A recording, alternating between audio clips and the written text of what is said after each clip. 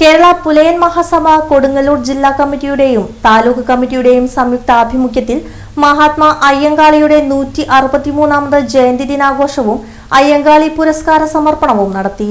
Kodungallur Plaza ഹാളിൽ നടന്ന പരിപാടി മന്ത്രി ഒ.ജെ. ജനീഷ് ഉദ്ഘാടനം ചെയ്തു.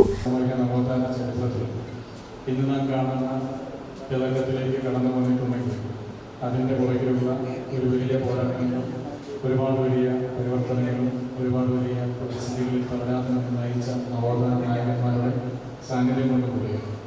അത്തരത്തിൽ ഏറ്റവും പ്രധാനപ്പെട്ട ചരിത്രത്തിൽ രേഖപ്പെടുത്തപ്പെട്ടിട്ടുള്ള നിർണായകമായ പോരാട്ടങ്ങൾക്ക് നേതൃത്വം നൽകിയിരുന്ന അയ്യങ്കാളിയെ സ്മരിക്കുന്ന ഈ അവസരത്തിൽ അദ്ദേഹത്തിൻ്റെ ഓർമ്മകളെ സ്മരിച്ചുകൊണ്ട് അദ്ദേഹത്തിൻ്റെ പോരാട്ടങ്ങളെ സ്മരിച്ചുകൊണ്ട് പിന്നോക്ക മനസ്സ് ജനവിഭാഗങ്ങൾക്ക് വേണ്ടി അദ്ദേഹം നടത്തിയ പോരാട്ടങ്ങളെയും വെല്ലുവണ്ടി യാത്രയും ഉൾപ്പെടെയുള്ള ചരിത്രത്തിന്റെ ഭാഗമായ സമര പോരാട്ടങ്ങളെ സ്മരിച്ചുകൊണ്ട് ഔപചാരികമായ യോഗത്തിന്റെ ഭാഗമായി പങ്കെടുത്തതായി ഉദ്ഘാടനത്തിൽ അറിയിച്ചുകൊണ്ടുള്ള സംസാരിക്കുന്നത്. ജില്ലാ പ്രസിഡന്റ് എം.കെ. സുകുമാരൻ അധ്യക്ഷനായി. General secretary advocate T C. Prasanna, മുൻ സംസ്ഥാന ജനറൽ സെക്രട്ടറി പി.പി. അനിൽകുമാർ എന്നിവർ മുഖ്യപ്രഭാഷണം നടത്തി. ചടങ്ങിൽ അയ്യങ്കാളി പുരസ്കാരം ദേവയാനി ടീച്ചർക്ക് സമ്മാനിച്ചു.